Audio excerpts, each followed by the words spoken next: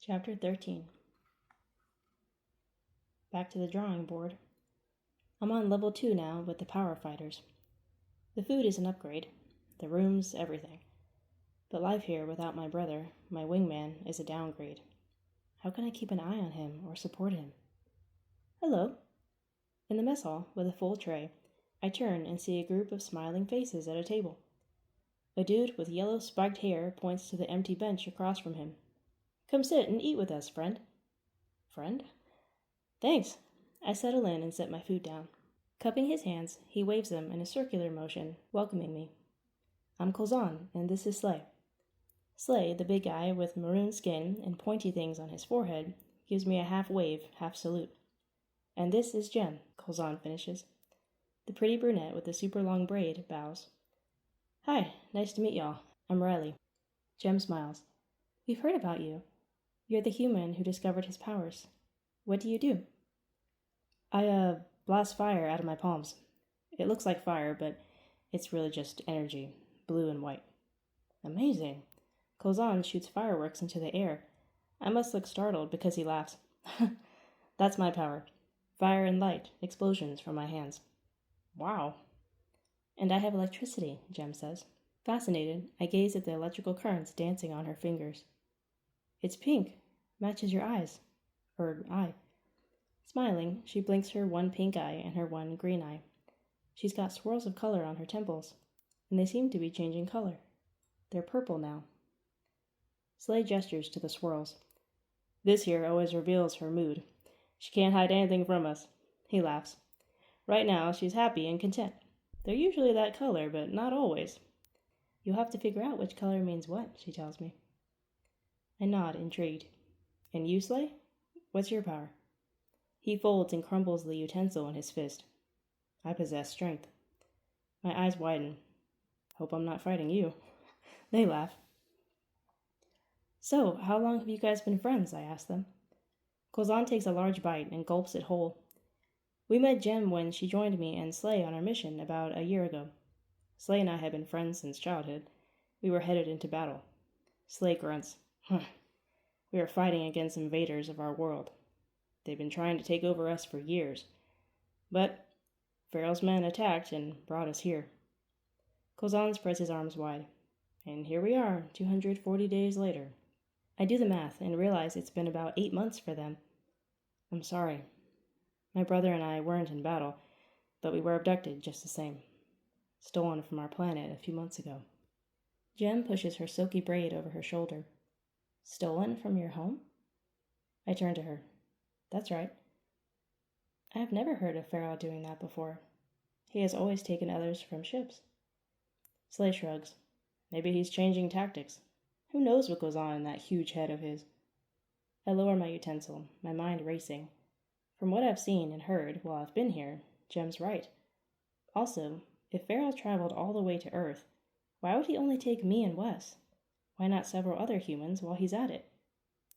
Where is your brother? Jem asks kindly. I shake myself back to the present. He's on level 1. We were separated because he doesn't have powers. But I'm hoping somehow, some way, he'll get them. Kozan spears another piece of meat. His face says, that's not how it works. But he remains silent. How did you get your powers, Kozan? I ask. I've had them since I was very young. He glances at his friends on either side of him. In fact, all of us inherited our gifts from our parents, our ancestors. See, that's what confuses me, I say, rubbing my throbbing forehead. I've talked to others. They say the same thing. But my parents are human. Our species isn't capable of power like this. I look at my hand, almost disdainfully, worriedly. Kozan leans forward. Well, that's not the story with everyone. Some were experimented on before they got here. Some were exposed to radiation or other kinds of power. Freak accidents. Nothing like that has ever happened to me. That kind of stuff doesn't happen on my world. They must have done something to me here without my knowing. Don't worry. Slay grips my arm and gives me a rough yet affectionate shake. You'll get used to your powers. You'll learn to love them. And whoever you wound up here, we're happy to have you. Despite my stomach quivering with uneasiness, I find a smile. Thanks, Slay. I awaken from my nightmare and know I won't go back to sleep anytime soon. I'm afraid to. I don't want to pick up where I left off. Running a hand through my mess of hair, I wander the complex and find myself in the cafeteria.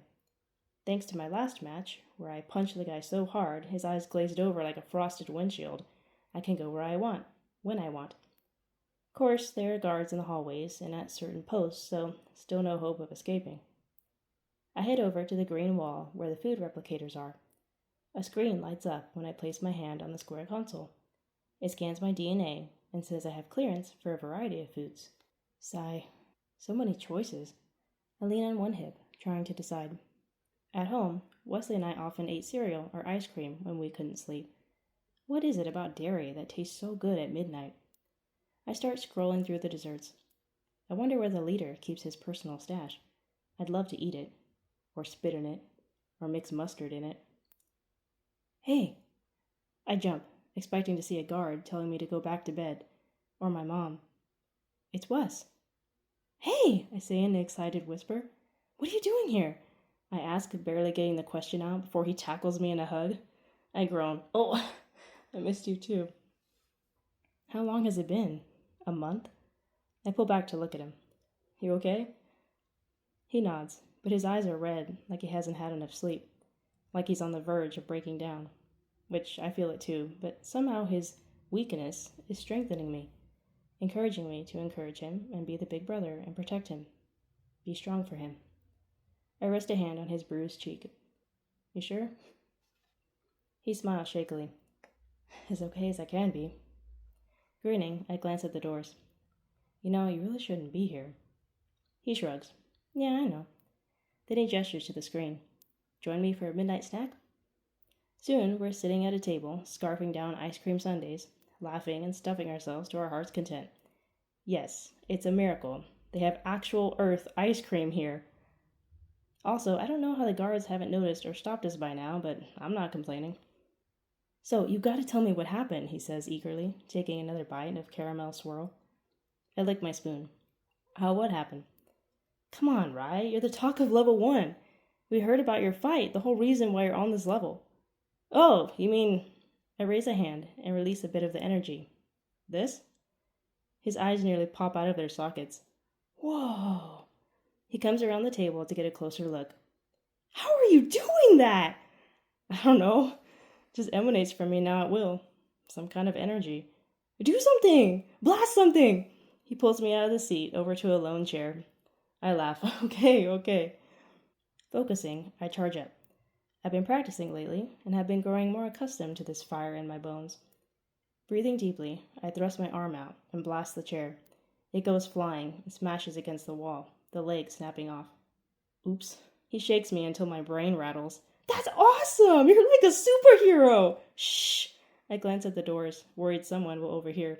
Sorry. He covers his mouth for a nanosecond. How is it possible? How do you do it? He watches me, smile fading. Why are you not as excited as me? Sighing, I head back to our table. I am excited. But you asked me how it was possible. I don't know. I get the feeling they're hiding something from me. And the way Farrell reacted, it's like he was waiting. Like he knew it was going to happen. Wesley purses his lips in thought. Maybe he experimented on you when he tortured you. When they stuck us with those needles, maybe there was something in them to give you this power. Or maybe the food we eat, the medical treatment we get, maybe it's a subtle way of experimenting on us. Maybe, I murmur. You think I'll get powers? He asks. I match his smile. I hope so. I heap another scoop of chocolate ice cream in my bowl. Enough about me. How have you been? I've been keeping up with your stats. You're doing good, little brother. Thanks. I feel better, more confident. Of course, I miss having you by my side, but... What? He plays with his utensil. I think it's helped me not having you there. Made me work harder, focus more. The statement kind of stings, yet makes me proud all at once. Makes sense. Wesley serves himself another helping of vanilla. You still having nightmares? I freeze, stunned at the random yet sensitive question. Nope.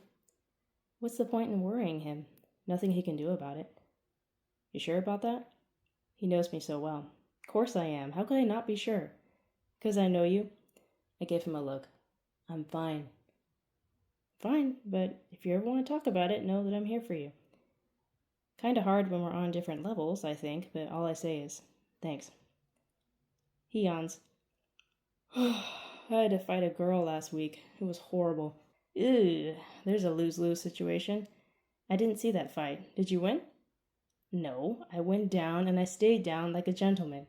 I laugh. She seriously beat you? I let her win, he insists. I'm holding my stomach now. Okay, if you say so.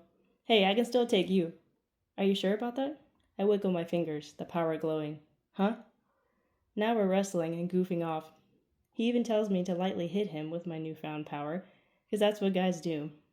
We hurt each other and ourselves, trying to prove how tough we are, see how much pain we can handle. It's fun. Eventually, we gather our bowls and clean up. I don't know why, but we seem to be on autopilot. They have staff to do this sort of thing, but it gives us more time together. Once we put them away in the cupboard, Wesley blurts, "Do you think we'll ever get out of here?" I sigh.